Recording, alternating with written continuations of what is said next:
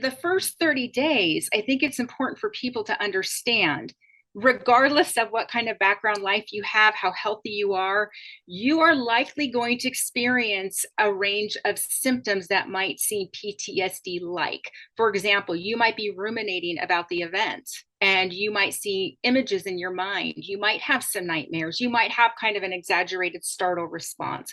Your brain is trying to process this event that is out of the ordinary and make sense of it so it can compartmentalize it. And so it is very common for people to have various kinds of symptoms. And I really want people to understand that, because I think it's so important.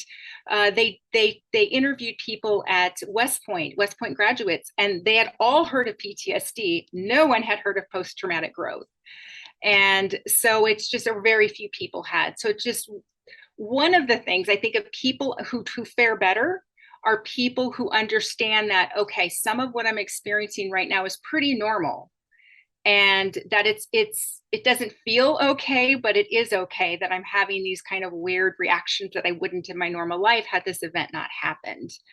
And I do think the people that do better are also people who have a healthy optimism. People who are overly optimistic don't fare as well, because then they're just completely slammed and floored, and it's like, bad things aren't supposed to happen. But people who understand that, you know what, bad stuff happens in life, and yet I can be okay, I can grow through it. So that kind of internal locus of control, that kind of growth mindset, healthy optimism, people tend to do better in those kinds of scenarios. I don't even know if I answered your question in there. No, that was fantastic. In fact, you said about 2 hours worth right there that I thought was perfect. But let me